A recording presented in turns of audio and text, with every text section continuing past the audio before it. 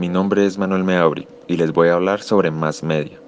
Mass media es un anglicismo que significa comunicación de masas, es decir, la transmisión de un mensaje de un emisor único de manera simultánea para un perfil de audiencia que generalmente es de gran tamaño, heterogéneo y anónimo. Hasta hace unos cuantos años, estos eran los protagonistas y medios preferidos de comunicación. Sin embargo, han tenido que evolucionar y adaptarse a las tendencias de un mundo globalizado. Todo esto significa que ahora el mensaje que llega al receptor a través de los medios masivos puede recibir respuesta, confirmación o rechazo a través de otros canales, para convertirlo en una comunicación de doble vía. Sirven para educar, informar, entretener o persuadir. Los más media se caracterizan por ser genéricos, unidireccionales y de alto coste. Si se usan de la forma adecuada y buscando el impacto, dejan huella en la audiencia. Por lo tanto, sirven para posicionar una marca, productos o servicios en la mente del consumidor, además de reforzar el sentido de pertenencia, afinidad y fidelidad a estos productos o servicios. Por lo que una estrategia de medio de comunicación de masa debe ser complementada con una estrategia de social media para crear una comunicación de doble vía y permitir la interacción con el consumidor. Hola, mi nombre es Viviana Andrea Lara y hoy les voy a hablar un poco de la historia. La historia de los medios de comunicación de masa se remonta a la época en que se representaban obras de teatro en diversas culturas antiguas. Esta fue la primera vez que una forma de medios de comunicación se difundió a un público más amplio. El primer libro impreso fechado que se conoce es el Sutra del Diamante, impreso en China en el año 868 después de Cristo, aunque está claro que los libros se imprimían antes. Los tipos móviles de arcilla se inventaron en 1041 en China. Sin embargo, debido a la lenta difusión de la alfabetización entre las masas en China y al coste relativamente elevado del papel, el primer medio impreso en masa fue probablemente la imprenta popular europea de alrededor de 1400. Aunque se produjeron en grandes cantidades, se conservan muy pocos ejemplos, e incluso la mayoría de los que se conocen como impresos antes de 1600 no han sobrevivido.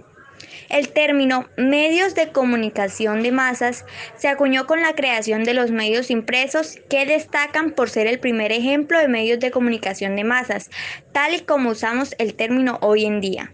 Esta forma de medios de comunicación comenzó en Europa en la Edad Media.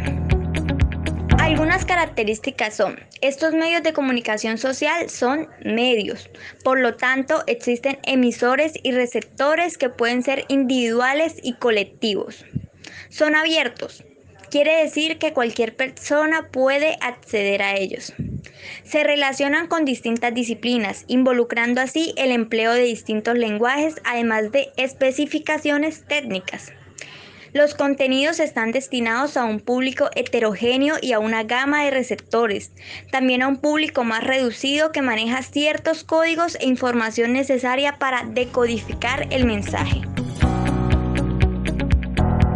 Hola, mi nombre es Valentina Romero y a continuación tenemos los tipos de medios de comunicación que pueden ser los siguientes.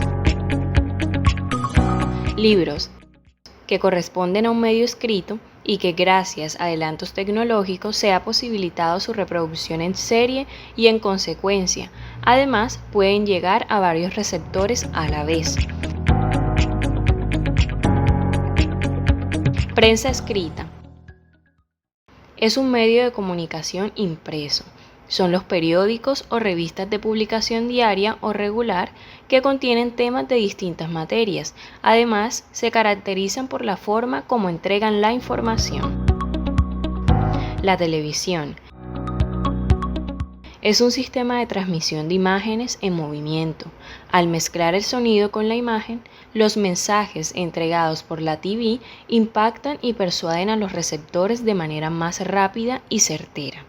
La radio, sistema de transmisión de mensajes orales. Sus mensajes son transmitidos por medio de ondas hertzianas y puede recorrer varias distancias en un lapso breve. Su modo de transmisión de mensajes es de manera simultánea. Internet es una red de redes en la cual la información está estructurada y organizada de acuerdo a temas y áreas. Así, los buscadores facilitan el trabajo en la entrega e interpretación de la información. y el cine, que surge en 1895 con la primera película de los hermanos Lumière, La salida de los obreros de la fábrica. El cine, al ser limitado en su tiempo real, comprime las narraciones por medio del empleo de medios técnicos y estructurales, como por ejemplo el guión cinematográfico, escenas, planos, secuencias, entre otros. Hola, soy Iván. Ahora hablaremos sobre los efectos de las comunicaciones masivas.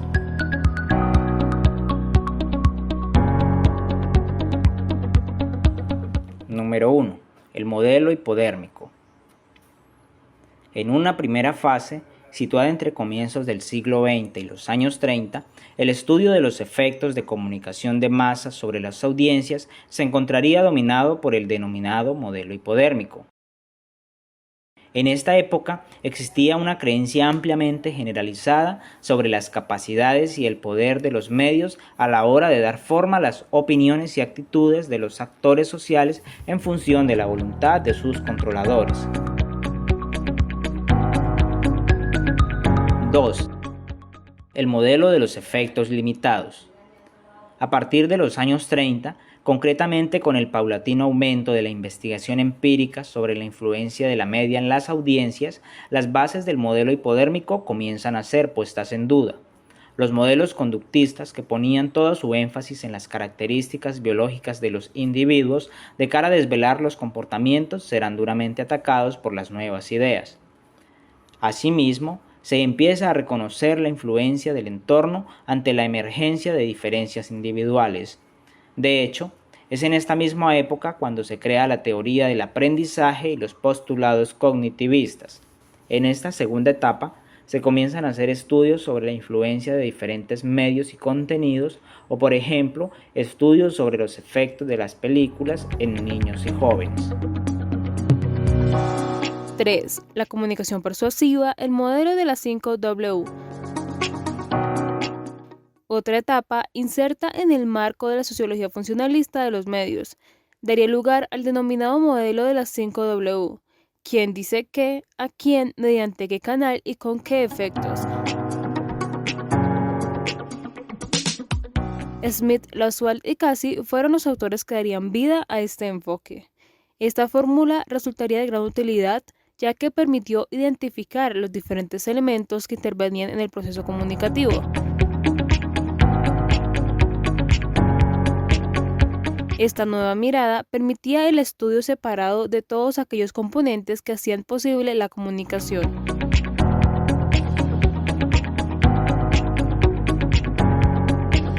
Ahora la persuasión sería el objeto de estudio por antonomasia. En este contexto, el término persuasión hace referencia a la capacidad de una determinada información para convencer a alguien. Asimismo, se refiere a un tipo de comunicación de carácter intencionado.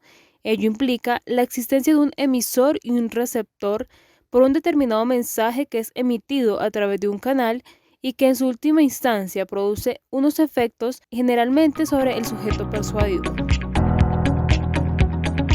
4. El modelo de los usos y gratificaciones. En los años 40, paralelamente al desarrollo de las nuevas teorías de los efectos limitados y las más recientes de la comunicación persuasiva, comenzarían a aparecer nuevos modelos, que en lugar de poner el énfasis en cómo los medios de comunicación de masas influían en las personas, se centraban en el uso que éstas hacían de los medios. Este modelo asume la existencia de una relación entre los medios y el público.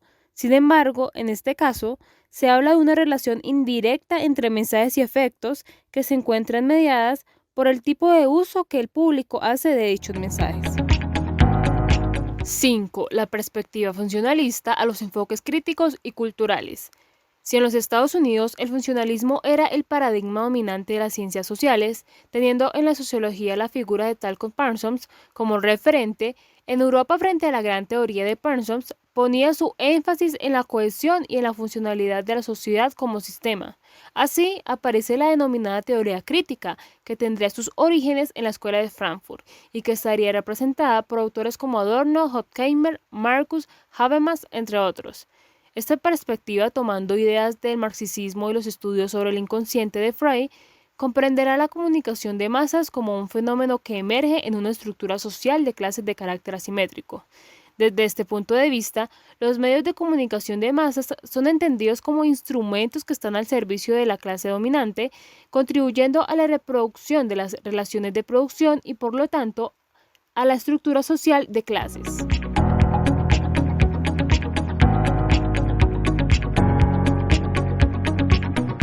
¡6! La teoría espiral del silencio y el establecimiento de la agenda setting, priming y framing.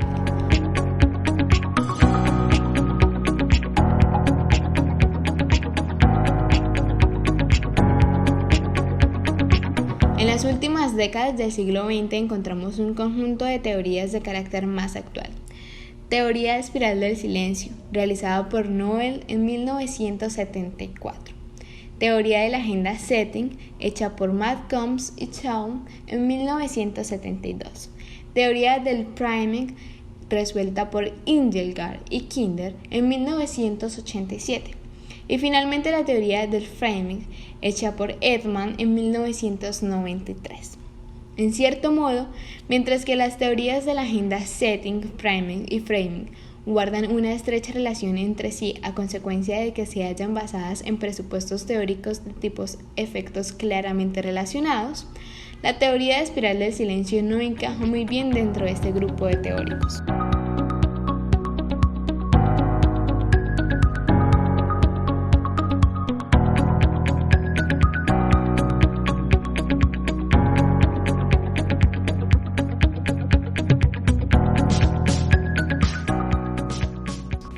Esta teoría sostiene que los individuos calibrando el clima de opinión de un determinado momento tenderán a exteriorizar sus opiniones solo si consideran que están compatibles con la opinión socialmente mayoritaria, mientras que, al contrario, no expresarán su parecer si suponen que sus argumentos son incompatibles con los del grupo mayoritario.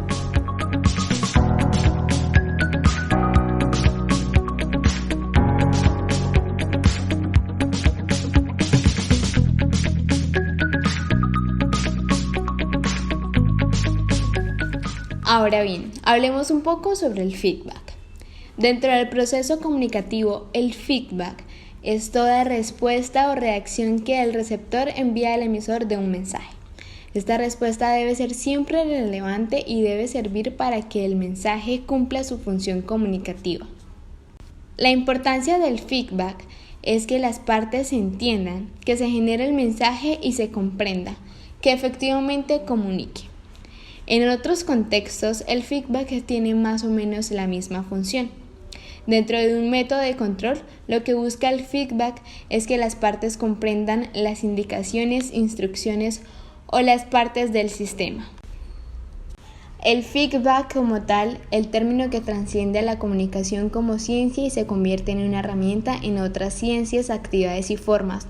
Es muy popular en la administración, la psicología o la electrónica, pero quizá tiene mucho mayor peso en los procesos creativos.